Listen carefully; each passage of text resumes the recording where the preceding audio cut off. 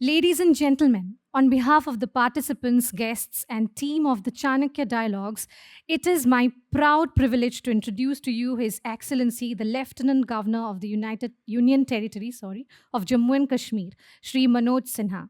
A seasoned politician from Uttar Pradesh, he is a trained civil engineer with degrees of BTech and MTech from IIT BHU Varanasi. Mr. Manoj Sinha is a three-time member of parliament. He became MP for the first time in 1996 and then in 1999 and 2014. During his third term in 2014, he was appointed as the Minister of State for Railways and in 2016 served as the Union Minister of the State, independent charge of the Ministry of Communication. Sir, I welcome you to the stage to throw some light on the topic Jammu and Kashmir, the journey from terror to prosperity. Chanakya dialogues में उपस्थित सभी सम्माननीय देवियों सज्जनों, इसके आयोजक श्री गौरव आर्या तथा मित्रों, ये मेरे लिए प्रसन्नता की बात है कि चाणक्य फोरम के समक्ष मैं भी कुछ चंद मिनटों में अपनी बात कहूंगा। मेरे लिए जो विषय निर्धारित किया है इन लोगों ने,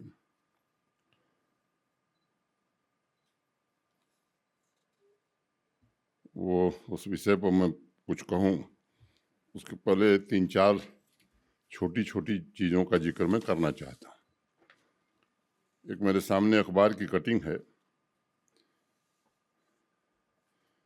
ये एक ब्रिटेन में निर्वासित जीवन व्यतीत कर रहे गुलाम कश्मीर के मीरपुर निवासी लेखक व मानवाधिकारवादी डॉक्टर अमजद अयूब मिर्जा का ये लेख है। आप में से अनेक लोगों ने इसे पढ़ा होगा। मैं इसके विस्तार में नहीं जाना चाहता हूँ। मुख्य रूप से उन्होंने एक बात कही कि आज़ादी तो गुलाम कश्मीर के लोगों को चाहिए, ये आवाज़ वहाँ उठी। और आगे वो कह रहे हैं, एलओसी के दूसरी तरफ हम लोग जम्मू कश्मीर की उपलब्धियों पर हैरानी जताते हैं। हमें ईर्ष्या हो रही है कि आखिर ये कौन सा बदलाव हुआ है। आदि मैं इसमें समय जाया नहीं करना चाहता। सितंबर में एक एनजीओ है श्रीनगर में, उसने एक यूथ कॉन्फ्रेंस करी थी। नौजवान बच्चे थे, बच्चियां थीं। उनसे एक सवाल पूछा गया कि आप बनना क्या चाहते हैं, आपका एम्बिशन क्या है। तो अधिकांश का जवाब था, और उसमें दो बातें बड़ी कॉमन थीं। पहला, हम रिच बनना चाहते हैं, और दूसरा, जिम्मेदार नागरिक की तरह अवाम में हम अपनी आइडेंटिटी स्थापित करना चाहते हैं। तीसरी घटना जम्मू की है। एक जर्नलिस्ट ने नवंबर के पहले सप्ताह में डोमिसाइल के ऊपर काम करते हुए वाल्मीकि समुदाय की महिलाओं का एक इंटरव्यू किया। एक वीडियो बड़ा वायरल हुआ था, आप में से पता नहीं कुछ लोगों ने देखा या नहीं।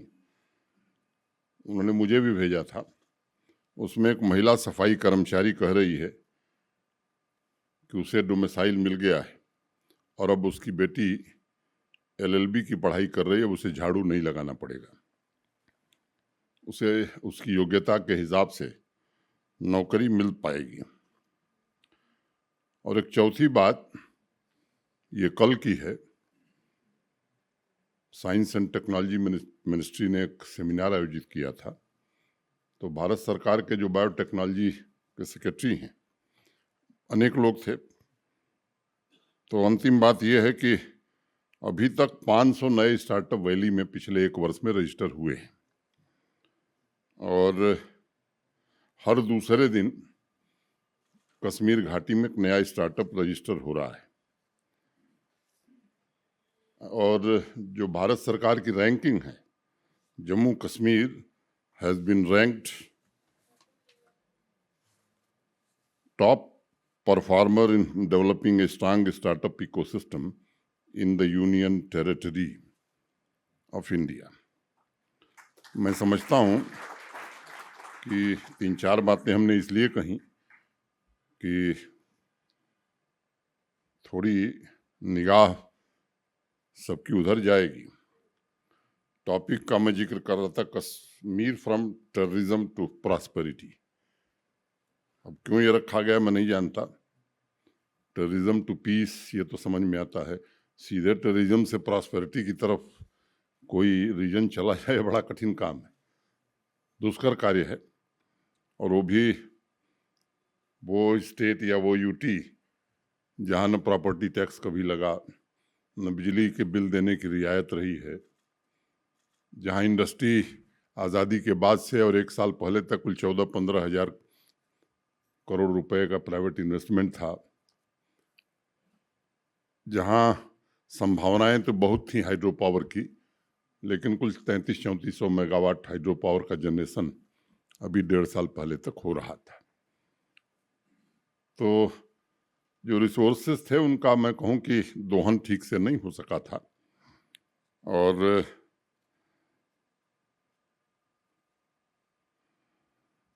मुझे लगता है कि स्वाभाविक रूप से सभागार में बैठे लोगों की रुचि है कि क्या कुछ बदला है या नहीं बदला है। अनेक लोगों के अनेक पक्ष हैं, मैं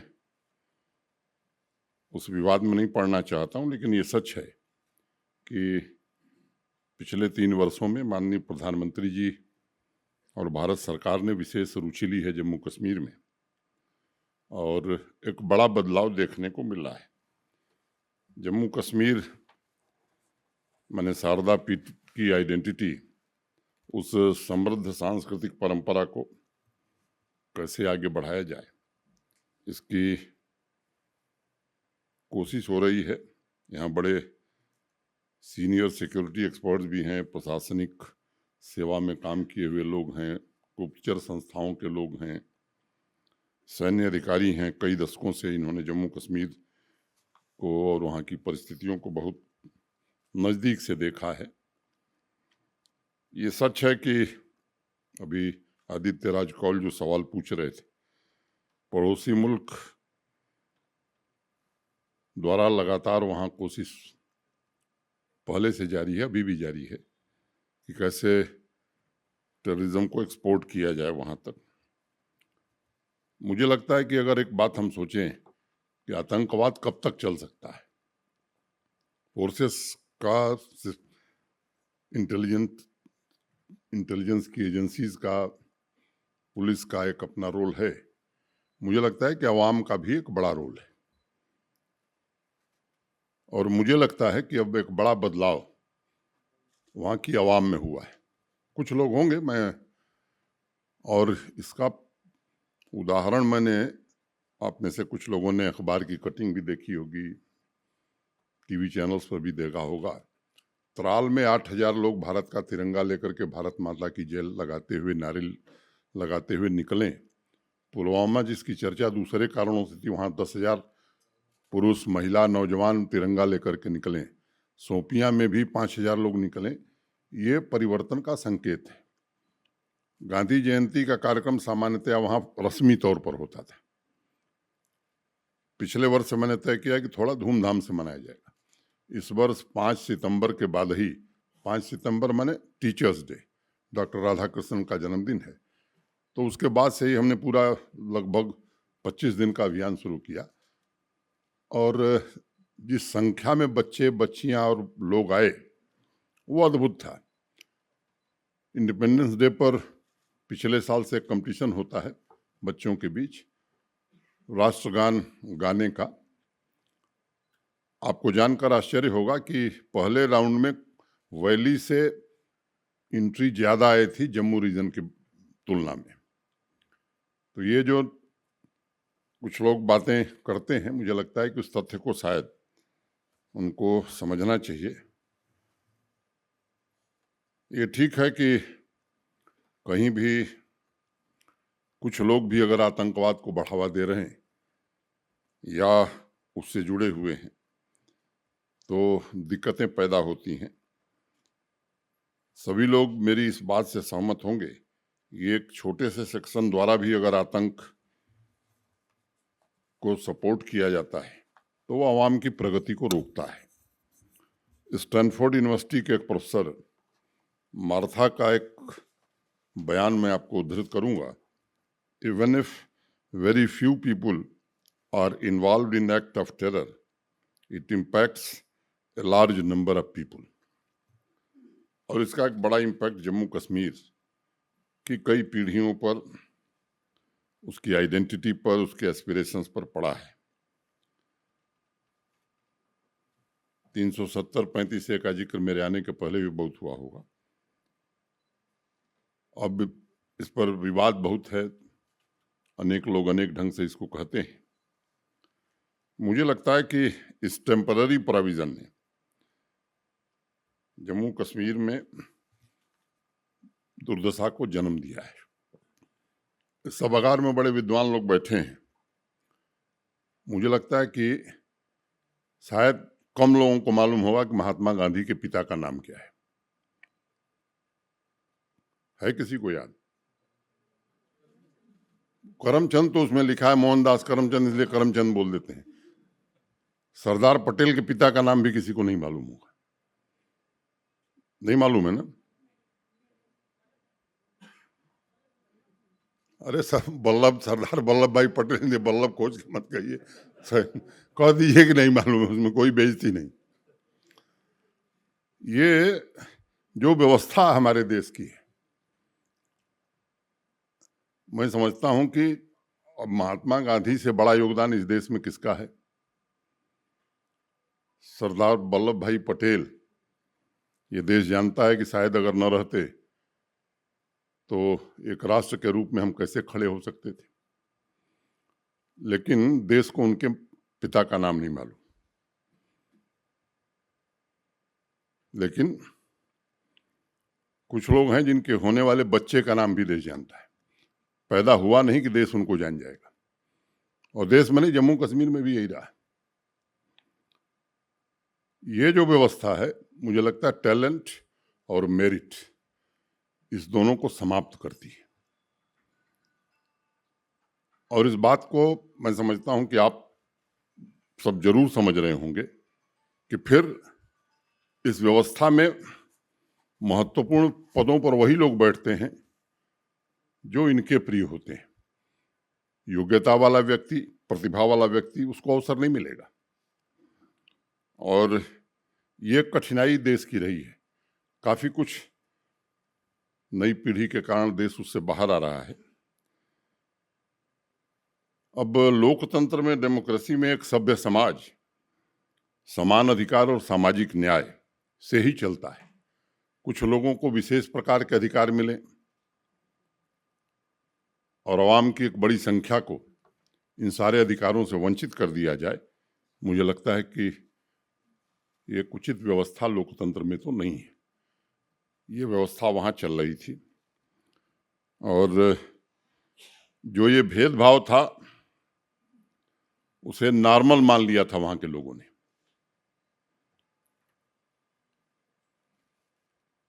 अनेक लोग जो बाहर से आए देश भर में, वो सम्मान से रह रहे थे, देश के सर्वोच्च पदों तक पहुंच गए, लेकिन वहां उन्हें वो अधिकार नहीं प्राप्त हो रहा था।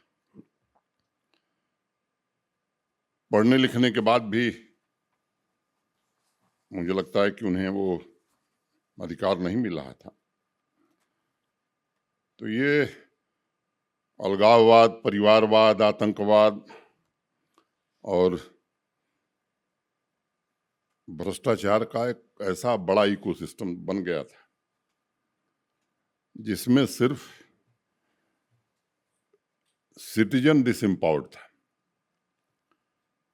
मेरा कोई जम्मू कश्मीर से न परिचय था, न मैं जानता था, न कभी सोचा था सपने में कि जम्मू कश्मीर कभी जाना पड़ेगा। दर्शन करने कभी कभी गया था। मैं गया ही था एक दो दिन बाद कांग्रेस के वरिष्ठ नेता हैं, मध्य प्रदेश के मुख्यमंत्री थे श्री दिग्विजय सिंह, उनका फ़ोन आया।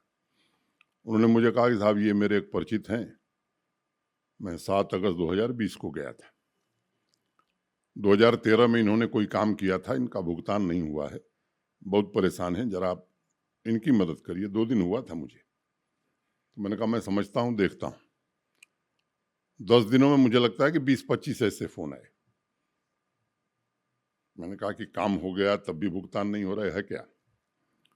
फिर मैंने जांच करनी शुरू की, पता करना शुरू किया, तो पता लगा कि साहब वहाँ काम बिना किसी एडमिनिस्ट्रेटिव अप्रूवल के, बिना फाइनेंशियल सैंक्शन के और बिना टेंडर के ही हो जाते हैं। अब जब ये बात समझ में आई तो धीरे धीरे व्यवस्थाओं में बदलाव शुरू हुआ। उसके 1 वर्ष पहले लगभग 67,000 करोड़ रुपए यूटी कैपेक्स में खर्च हुए थे और प्रोजेक्ट पूरे हुए थे 9,229। अगस्त में जाने के बाद ये सब जब जानकारियां हुई तो जो भारत सरकार में व्यवस्थाएं चल रही हैं, वो जीएफआर हो, बीम्स हो, ये सारी व्यवस्थाएं धीरे धीरे वहाँ लागू कर दी गई। अक्टूबर आते आते सिस्टम काम करने लगा।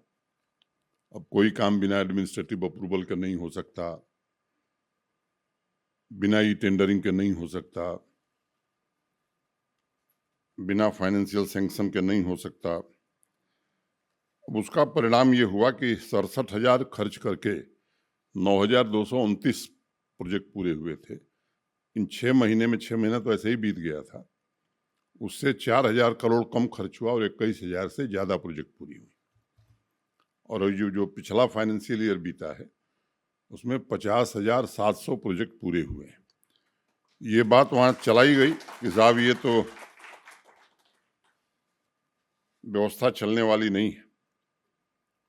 लोग वेट कर रहे थे कि शायद यहाँ से जो लोग इस व्यवस्था को लागू कर रहे हैं चले जाएं तो फिर वही काम शुरू होगा। हमने कहा कि देखिए घबराइए मत, अभी बहुत दिन रहना है और इसको ठीक करके ही जाना है। तो धीरे धीरे व्यवस्थाएं अब सुधर रही हैं। आप में से अधिकांश लोगों को मालूम होगा कि कुल आबादी वहाँ 1,30,00,000 के आसपास है, 35 हो सकती है। 5 लाख सरकारी कर्मचारी हैं। बिहार 13-14 करोड़ का राज्य है, वहाँ भी इससे कम सरकारी कर्मचारी हैं। 50% लोग वो किसी ड्यूली कॉन्स्टिट्यूटेड सिलेक्शन कमेटी से आए नहीं। 20-25% लोगों ने अपना ऑफिस ही नहीं देखा था। अब वो सुबह शाम दोनों वक्त, सुबह भी हाजिरी हो जा रही है टेक्नोलॉजी से और शाम को निकलते वक्त भी हो जा रही। मुझे लगता है कि फर्क पड़ा है और जो गति मैं एक्सपेक्ट कर रहा हूँ अभी थोड़ा और टाइम लगेगा। मैं समझता हूँ कि जो वहाँ के लोगों की एस्पिरेशंस हैं, जो वहाँ के लोगों की एम्बिशंस हैं, उनको पूरा करने में हम सब निश्चित रूप से सफल होंगे। आप सामान्यतः हाइड्रो पावर का पोटेंशियल वहाँ बहुत है। उत्तराखंड को देखिए, हिमाचल को देखिए, वहाँ की इकानमी इसी के कारण। अब 84 में एक प्रोजेक्ट शुरू हुआ था, आप तो रहे हैं वहाँ, आप तो इसके गवाह होंगे, आप जानते हैं 84 में शुरू हुआ। अभी 2 साल पहले, 1.5 साल पहले एनएचपीसी को हमने दिया, तो 84 से लेकर 16 साल तक उसमें कोई काम ही नहीं हुआ। मैं उम्मीद करता हूँ कि जो उत्पादन क्षमता है वो आने वाले 3-3.5 वर्ष में जितना बिजली का उत्पादन 70-72 साल में हुआ उतना आने वाले 3 साल में होने लगेगा। निश्चित रूप से बिजली के मामले में आत्मनिर्भर हम हो जाएंगे। वही हाल ट्रांसमिशन और डिस्ट्रीब्यूशन सिस्टम्स का था। मैं गया था पहली साल तो हुआ कि साहब विंटर प्रिपेयर्डनेस की बैठक होती है। बैठक की गई, जल्दी आ गई, नवंबर एंड तक बर्फबारी होने लगी, तो कोई बड़ा बदलाव हो गया था ऐसा मैं नहीं कह रहा हूँ उस समय, क्योंकि 2 महीने में ट्रांसमिशन की क्षमता बढ़ा दी जाए, डिस्ट्रीब्यूशन की क्षमता बढ़ा दी जाए, ये संभव नहीं था।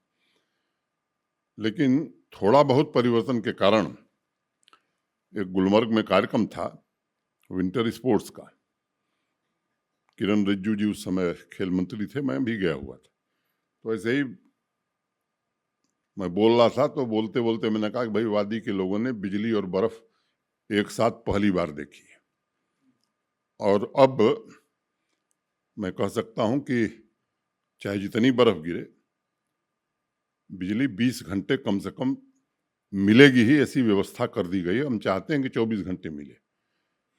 अब मीटर लगाना शुरू किया है, उसका प्रतिरोध हुआ, लोगों ने विरोध किया, लेकिन अब ये तय है कि सुविधा अगर चाहिए तो भुगतान तो करना पड़ेगा, और जो लोग समर्थ हैं उन्हें तो करना ही चाहिए। गरीब आदमी के लिए सरकार कुछ सोचे, ये संभव है।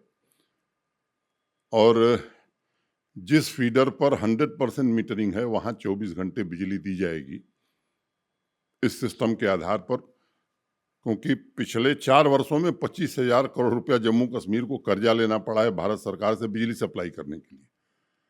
तो ये व्यवस्था कब तक चलेगी, इसमें बदलाव की बहुत ही जरूरत थी, और इसको बदलने की कोशिश की जा रही है। कुछ आंकड़े मैं आपको बताऊंगा। ई गवर्नेंस काफी देर से वहां शुरू हुआ, उसी साल जिस 20 अक्टूबर 28 तारीख मुझे याद है, वो दरबार मूव होता था महाराजा साहब के समय से, और मेरी आंख के सामने 217 ट्रकों में फाइल लद करके, मैंने पूछा चीफ सेक्रेटरी थे सुब्रमण्यम, तो कहा साहब ये सब फाइलें जा रही हैं जम्मू। अगली बार मई में जब श्रीनगर वापस आना हुआ तो कोई ट्रक नहीं, अब पूरी तरह से ई गवर्नेंस या ऑफिस पूरी तरह से डिजिटाइज हो गया, सब कुछ ठीक हो गया है। मोटे तौर पर 1700-1800 कमरे 6 महीने किराए पर लिए जाते थे श्रीनगर में, 1300-1400 लिए जाते थे जम्मू में। कुछ लोगों ने उसके लिए भी कहा कि साहब ये तो इकानमी जम्मू की खराब कर रहे हैं। मैंने कहा भैया 300 करोड़ रुपया बच रहा है, 100 करोड़ जम्मू के लोग ले लें इसमें, इससे ज़्यादा थोड़े आके लोग खा रहे होंगे जम्मू में। लेकिन ई ऑफिस ठीक से काम कर रहा है। ईज ऑफ लिविंग, ये भारत सरकार के आंकड़े हैं, मैं पढ़ना चाहता हूं। जम्मू कश्मीर टॉप परफॉर्मर की श्रेणी में शामिल है। किसान क्रेडिट कार्ड का कवरेज 100% हो गया है। स्कूल इनरोलमेंट अगर देश के किसी राज्य से आप तुलना करेंगे तो पिछले साल हमारे यहाँ सब राज्यों की तुलना में ज़्यादा हुआ है। टीचर और स्टूडेंट का रेशियो अगर आप देखेंगे तो नेशनल एवरेज है 32 स्टूडेंट्स पर एक टीचर, और जम्मू कश्मीर में है 14 स्टूडेंट्स पर एक टीचर। ये हमारी देन नहीं है, विरासत में हमको मिला है। वाटर कवरेज नेशनल एवरेज है 50.30, Jammu Kashmir 57.86। Forest and tree cover national average 24.62, Jammu Kashmir 54%, और ये 6% की वृद्धि पिछले 2 साल में हुई है। पर कैपिटा एनर्जी कंजम्पशन पूरे देश में एवरेज है 1208 यूनिट्स, जम्मू कश्मीर में ये पहुंच गया है 1384, और 2019 में था 1198। टूरिस्ट अराइवल की अगर मैं बात करूं तो 1,80,00,000 का आंकड़ा पिछले 10 महीने में जम्मू कश्मीर पार कर चुका है। होटल में जगह खोजना मेरे पास जो बाकी काम है उसमें एक काम ये भी है कि कोई फ़ोन कर देगा, हसनैन साहब के यहाँ से फ़ोन आ जाएगा, साहब मेरे कुछ गेस्ट जा रहे हैं, जगह नहीं मिल रही है, ज़रा होटल में कमरा दिलवा दीजिए। जो सोशल सिक्योरिटी की स्कीम्स हैं, मोटे तौर पर नाम मैं नहीं पढ़ना चाहता हूँ, 100% सैचुरेशन कर दिया गया है।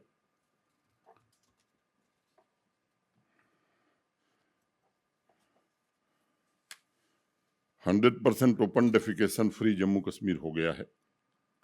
अर्बन वार्ड में door to door garbage collection आज हो रहा है। वहाँ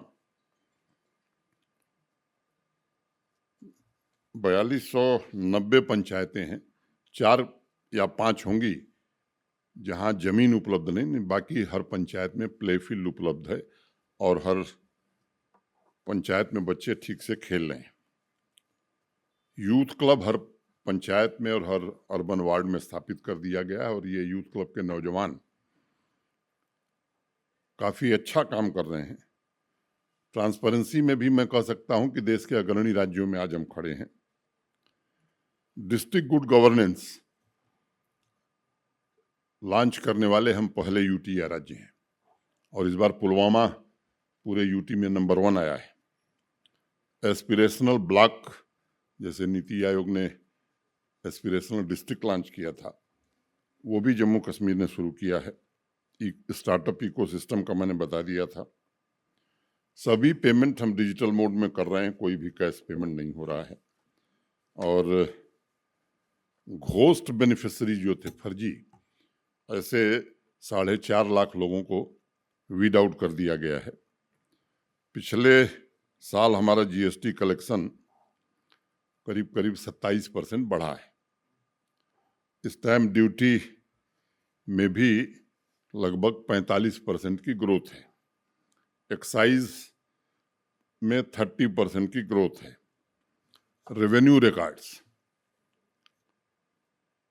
अब हम लोग अंग्रेजों से आज़ाद हुए, बड़ी खुशी हुई, लेकिन एक बात आप समझिए कि अंग्रेजों ने जहां देश के जिस हिस्से में राज किया, कुछ काम अच्छा किया। लॉर्ड कॉर्नवालिस ने जमीन का बंदोबस्त या जो लैंड रिकॉर्ड बनाया, आज देश के बाकी हिस्सों में इतना विवाद नहीं है जितना जम्मू कश्मीर में है।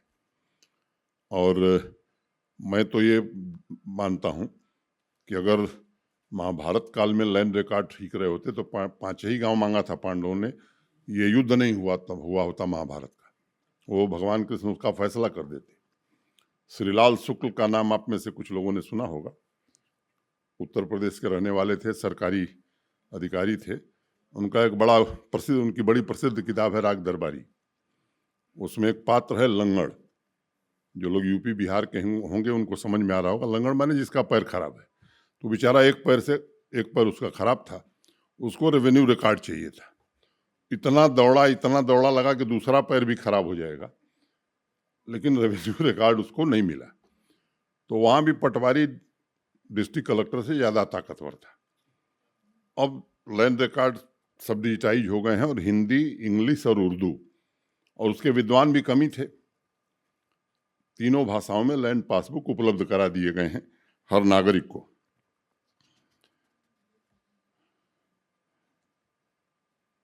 अगर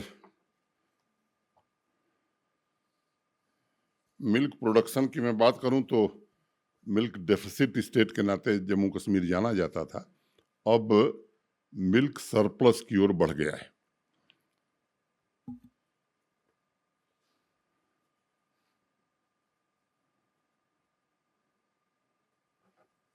एक आयुष्मान भारत जन आरोग्य माननीय प्रधानमंत्री जी ने देश में शुरू किया था। उसी तरह उसमें एक क्राइटेरिया है, कुछ सीमित लोग उसका लाभ ले पाते हैं। जम्मू कश्मीर में सेहत एक योजना चली जिसमें जम्मू कश्मीर के हर नागरिक को 5 लाख, माने हर फैमिली को 5 लाख रुपए का हेल्थ एश्योरेंस या हेल्थ इंश्योरेंस प्रतिवर्ष दिया गया है। और मोटे तौर पर लगभग 1,80,00,000 रुपया रोज भुगतान होता है लोगों के इलाज के लिए। नेशनल फैमिली हेल्थ सर्वे के जो आंकड़े हैं वो थोड़े इंटरेस्टिंग हैं। नेशनल एवरेज जो है नवजात शिशु मृत्यु दर का वो 24.9 है, जम्मू कश्मीर का 9.8 है। शिशु मृत्यु दर का नेशनल एवरेज 35.2 है, जम्मू कश्मीर का 16.3 है। Under 5 mortality rate national average 41.9, Jammu Kashmir 18.5। Sex ratio at birth national average 929, Kashmir में 976, Jammu Kashmir 976। Institutional birth national average 88.6, Jammu Kashmir 92.4। Fully immunised children national average 83.8, Jammu Kashmir 96.5, life expectancy rate national average 69.4, Jammu Kashmir 74। Covid से आप सब परिचित हैं। सुदूर पहाड़ों पर चल करके स्वास्थ्य कर्मियों ने जिस तरह से वैक्सीनेशन किया, या कोविड की जब दूसरी लहर थी, बड़ी घातक मानी जा रही, उस समय भी शायद कोई मरीज रहा हो कोविड का जिसको ऑक्सीजन बेड हम न दे सके। मोटे तौर पर मैं कह सकता हूं कि एक संतोषजनक व्यवस्था वहाँ लागू करने में सफलता मिली थी। मैंने पहले शुरू में जिक्र किया था इंडस्ट्री का। आज़ादी से लेकर के 1.5 साल पहले तक कुल 14,000-15,000 करोड़ का इन्वेस्टमेंट आया था। अभी 56,000 करोड़ के प्रस्ताव हमारे पास हैं। 38,080 करोड़ की ग्राउंड ब्रेकिंग माननीय प्रधानमंत्री जब अप्रैल में गए थे, 24 अप्रैल को, तो उस समय किया था। उसमें से करीब 18,000 करोड़ के काम चल रहे हैं, कुछ तो काफ़ी एडवांस स्टेज में है, बाकी अभी आने वाले दिनों में शुरू करने वाले हैं। लैंड बैंक हमारे पास कम था, नई लैंड एक्वायर की गई है, लेकिन वहाँ इंफ्रास्ट्रक्चर डेवलप हो जाए तब बाकी जो प्रस्ताव है उन्हें स्वीकृति दी जाएगी। तो उस दृष्टि से भी मैं कह सकता हूँ कि कोशिश हो रही है। अब टेरर से प्रॉस्पेरिटी तो मैं अभी नहीं कह सकता हूँ, क्योंकि उसमें तो अभी टाइम लगेगा। अभी आप में से सब लोग जानते हैं कि भारत सरकार के कारण ही जम्मू कश्मीर का फाइनेंस मैनेज होता है। कहाँ कहाँ गुंजाइश हो सकती है, इस पर काम किया जा रहा है। अब 22 करोड़ रुपए गोल्फ खेलने पर भारत सरकार और जम्मू कश्मीर प्रशासन देता है, रेवेन्यू आता है 2.5 करोड़। और शान से हम कहते भी हैं कि साहब गोल्फ कोर्स हमारा बहुत बढ़िया है। आप तो खेलते रहे हैं, आप जानते हैं, JKTDC की प्रॉपर्टी है। इस तरह की अनेक चीज़ें, अब ये फोरम नहीं कि इस पर मैं बात करूं, लेकिन कोशिश हो रही है और मैं उम्मीद करता हूं, मैंने टूरिज़्म जिस तरह से बढ़ा है, इंडस्ट्री आ जाए, और एग्रीकल्चर, हार्टिकल्चर और एलाइड सेक्टर जितना है, मोटे तौर पर 13 लाख परिवार जम्मू कश्मीर के लगभग 70% लोग इसी पर जीवन यापन करते हैं। पोटेंशियल बहुत है और हमने कोशिश करी है देश भर के अच्छे कृषि वैज्ञानिकों को जुटा करके। एक 2 दिन का वर्कशॉप हमने किया था और उसके बाद एक डॉक्टर मंगला राय, डायरेक्टर जनरल ICR होते थे, उनकी अध्यक्षता में professor Dalvi, professor Joshi, doctor Gupta, doctor Ganai, एक 7-8 लोगों ने, और पूरे हमारे agriculture, horticulture, sericulture, animal husbandry के अफसरों ने काफ़ी मेहनत करके 2.5-3 महीने में एक रिपोर्ट बनाई है। 29 इंटरवेंशंस प्रपोज किए हैं, और मैं कोई कृषि विशेषज्ञ नहीं हूँ। मोटे तौर पर जो बात मुझे समझ में आई है कि शायद कम राज्यों ने इस तरह की एक कॉम्प्रिहेंसिव रिपोर्ट इस सेक्टर में बनाई होगी। उसे हम इम्प्लीमेंट करना चाहते हैं, कोशिश करेंगे कि वो पूरी तरह से इम्प्लीमेंट हो जाए, और मैं उम्मीद करता हूँ कि उसके इम्प्लीमेंटेशन के बाद कई क्षेत्रों में, मैंने हमारी GDP में भी बड़ी बढ़ोतरी आएगी, और 13-14 लाख परिवार तो संपन्न होंगे ही, रोजगार के साधन भी आएंगे। Industry, agriculture and allied, tourism. अब एजुकेशन, स्कूल एजुकेशन और हायर एजुकेशन। स्कूल एजुकेशन ऐसी चीज़ें बच्चों को पढ़ाई जाती थीं जिसकी कल्पना आप नहीं कर सकते, मैं उसका जिक्र नहीं करना चाहता। सरकारी तंत्र में जिस भी मिलिटेंट का आप नाम जानते हैं, तो इसका उसके फैमिली का कोई ना कोई सरकारी कर्मचारी जरूर है।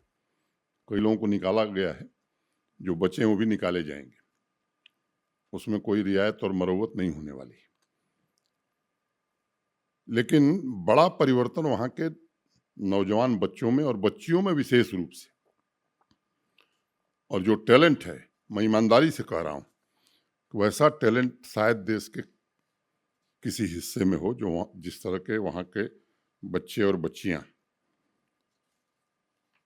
निश्चित रूप से वो भविष्य बदल सकते हैं। संभावनाएं, उचित वातावरण अगर उन्हें मिलेगा तो मैं पूरी तरह से आश्वस्त हूँ कि जम्मू कश्मीर को बदलने में सबसे बड़ा योगदान इन नौजवानों का होगा, इन बच्चों का होगा, इन बच्चियों का, वहाँ के लोगों का होगा।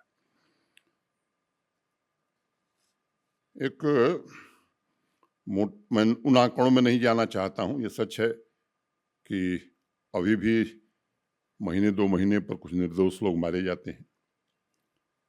अब वो सिक्योरिटी के एक्सपर्ट आप लोग बैठे हैं, मैं सिक्योरिटी की समझ मुझे कम है, लेकिन एक बात मोटे तौर पर सिद्धांत के रूप में मैंने इसको तय किया है कि गुनहगार को छोड़ो मत और बेगुनाह को छेड़ो मत।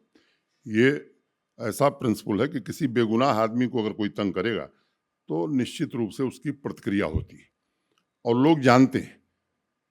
ऐसा नहीं है कि बहुत लोग समझते हैं कि लोगों को नहीं पता चलेगा। सही में क्या हो रहा है और गलत क्या है ये आम आदमी जान जाता है। ये कोशिश की है, जब भी इस तरह की कोई भी सूचना मिली है तो उस पर कार्रवाई की गई, लेकिन हाँ, जो गुनहगार हैं उनके साथ कोई मरम्मत का सवाल नहीं। और एक जो दूसरी बात मुझे समझ में आती है कि जो व्यवस्था देश में थी या जम्मू कश्मीर में, वो शांति स्थापित करने के लिए काम नहीं कर रही थी, वो शांति खरीदने के लिए काम कर रही थी। टेम्पररी पीस खरीद ली जाए, पीस इस्टेब्लिश की जाए। मुझे लगता है कि इसकी कोशिश शायद कम हुई है। अब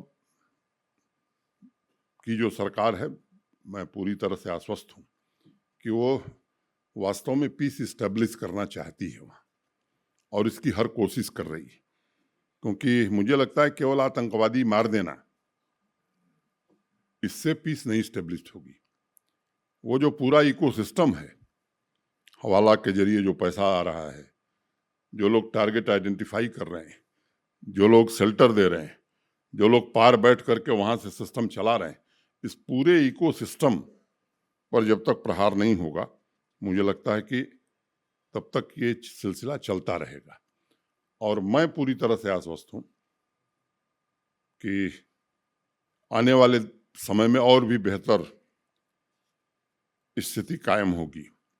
एक तालिबान का एक कमांडर था, अब में से अनेक लोगों ने वो घटना सुनी होगी। तो वो विवेकहीन हत्याओं के लिए रेकलेस मर्डर करता था। वो स्कूल में जाके बच्चों को मार देता था, अस्पताल में पहुंचता था, मरीजों को मार देता था, इवन जनाजा जा रहा है तो उसमें भी गोली चला देता था। तो उसके एक परिचित ने उससे पूछा कि आखिर ऐसा क्यों करते हो तुम्हें क्या भय नहीं लगता कि तुम्हारे बारे में लोग क्या सोचेंगे?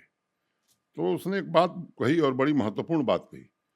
उसने कहा, साहब देखिए, हम सड़क बना नहीं सकते, स्कूल बना नहीं सकते, अस्पताल बना नहीं सकते, हम लोगों में सेंस ऑफ सिक्योरिटी पैदा कर सकते हैं। तो उसने कहा, कैसे पैदा करोगे? कहा कि पहले उनमें सेंस ऑफ इनसिक्योरिटी पैदा करेंगे कि बिना तालिबान के कोई सरकार हो, कोई प्रशासन हो, आप सिक्योर नहीं हैं, और फिर अपने आप सेंस ऑफ सिक्योरिटी आ जाएगी। कुछ वहाँ भी लोग हैं और कुछ हमारे पड़ोस में भी हैं जो इस सिद्धांत को चलाते हैं कि साहब जब तक वहाँ से बातचीत नहीं होगी, शांति स्थापित नहीं हो सकती। मुझे लगता है ये बकवास के सिवा कुछ नहीं है, ये बकवास के सिवा कुछ नहीं है। शांति स्थापित हो रही है और शांति निश्चित रूप से स्थापित होगी। हमें उन चुनौतियों को ठीक से समझना होगा, और मुझे लगता है कि सुरक्षा बलों को भी अब वर्तमान चुनौतियों के हिसाब से खुद को तैयार करना होगा। एक बात मैं कह सकता हूँ कि हमारे सेना और सुरक्षा बल के जवानों ने जिन परिस्थितियों में काम किया है वहाँ, वो अत्यंत सराहनीय है। यहाँ से कल्पना करना, कई लोग बयान दे देते हैं कि इतनी आर्मी लगी हुई है, फिर कैसे इन्फिल्ट्रेशन हो जा रहा है। जिन लोगों ने वहाँ को देखा है, वहाँ को समझा है, मुझे लगता है कि वो ऐसी बात कभी नहीं कहेंगे। और या जम्मू कश्मीर के पुलिस के ही लोग, जिन परिस्थितियों में जम्मू कश्मीर पुलिस के लोग काम करते हैं, देश के बाकी हिस्सों के पुलिस के लोग उस तरह से काम नहीं करते। उनका परिवार है, उनके बच्चे हैं, बावजूद इसके अनेक बहादुर पुलिस के अधिकारी अपनी जान की परवाह किए बगैर इस युद्ध को लड़ रहे हैं और मुझे भरोसा है कि इस युद्ध में विजय जरूर मिलेगी।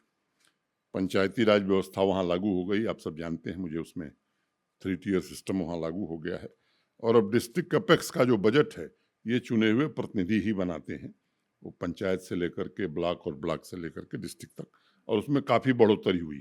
3 साल में आप देखेंगे तो 5,134 करोड़ से शुरू हुआ था और आज वो 22,126 करोड़ पहुंच गया है। तो किसी जिले में 2.5 गुना 3 गुना से ज़्यादा कोई ऐसा जिला नहीं जिसमें कम से कम 2.5 गुना 3 गुना बजट न बढ़ा हो। मेडिकल का जिक्र मैंने कर दिया है। प्राइवेट सेक्टर में अच्छे अस्पतालों की कमी है, सच है, लेकिन अब कई लोग वहाँ, बड़े कॉरपोरेट घराने भी वहाँ अस्पताल बनाने जा रहे हैं। श्रीनगर में एमआर ग्रुप एक 5 लाख स्क्वायर फुट का माल बना रहा है। आईटी टावर श्रीनगर और जम्मू दोनों जगह वो बनाने जा रहे हैं। डीपी वर्ल्ड दुबई पोर्ट वाले सांबा के पास एक इनलैंड कंटेनर डिपो अंतिम चरण में उन्होंने ज़मीन आइडेंटिफाई की है। मैं समझता हूँ कि आने वाले महीने 2 महीने में ज़मीन ले लेंगे, तो वो भी बना रहे हैं। और अब सिनेमा भी चालू हो गया है। पुलवामा और शोपियां से शुरू हुआ, धर साहब ने मल्टीप्लेक्स बना दिया श्रीनगर में, और अब हर जगह आने वाले महीने 2 महीने में, कई जगह तो पहले से हैं, जहाँ नहीं हैं वो शुरू हो जाएंगे। मोटे तौर पर मैं ये बात कह सकता हूँ कि स्थितियों में तेजी से बदलाव आया है, जनता का समर्थन हासिल है, क्योंकि बिना आवाम के समर्थन के अब वो दिन चले गए कि पाकिस्तान कॉल देता था और हड़ताल हो जाती थी। कैलेंडर वहाँ से जारी होता था, ये आज हड़ताल का दिन है, आज स्कूल नहीं खुलेगा, आज दुकानें बंद रहेंगी। अब कैलेंडर हम जारी करते हैं कि ये पढ़ाई होगी, इस दिन सरकारी छुट्टी है, इसी दिन छुट्टी होगी। सरकारी छुट्टी के अलावा अब कोई वहाँ छुट्टी नहीं हो सकती है। और एक अंतिम बात कि विश्वविद्यालयों के जो कुलपति हमारे, मैं आज ये बात कहना चाहता हूँ कि जितने वहाँ वाइस चांसलर अपॉइंट हुए हैं, मैं किसी को पहले से नहीं जानता था। नाम मैं कश्मीर यूनिवर्सिटी की प्रोफेसर हैं, लेडी हैं Nilofar, doctor Nilofar, Islamic university में प्रोफेसर रामसू, एग्रीकल्चर यूनिवर्सिटी में डॉक्टर गनई, मैं नाम सबका ले सकता हूँ, मुझे सबका याद है। और मैं आपको ईमानदारी से बता रहा हूँ, 9 मैंने किसी की सिफारिश सुनी है वाइस चांसलर अपॉइंट करने में, 9 कभी सुनूंगा। सर्च कमेटी बनाई, सर्च कमेटी ने जो नाम रिकमेंड किए उनसे मैंने चर्चा की, जो विवेक से मुझे सबसे अच्छा लगा उसे अपॉइंट किया।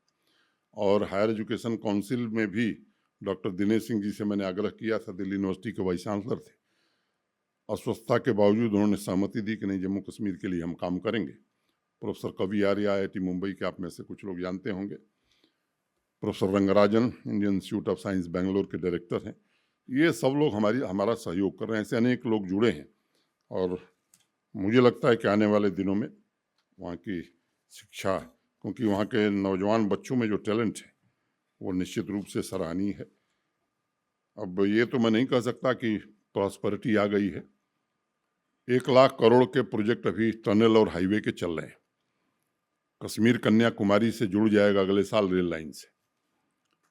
मोटे तौर पर श्रीनगर में 30-32 फ्लाइट, मैंने 16 आती थी, 16 जाती थी। जम्मू में 4 आती थी, 4 जाती थी। अभी श्रीनगर से 110, मैंने 55 आती है, 55 जाती है। जम्मू से भी करीब करीब 38 फ्लाइट ऑपरेट हो रही है। और कोई बड़ा उसमें करिश्मा नहीं था। जो वेट लगता है एयर टर्बाइन फ्यूल पर, हमने 26.25% तक घटा के 1% कर दिया। तो हमारे अफसरों ने कहा, साहब ये तो बड़ा भारी 83 करोड़ का नुकसान होगा। हमने 10 महीने होगा, 11वें महीने से इसका दुगना आने लगेगा।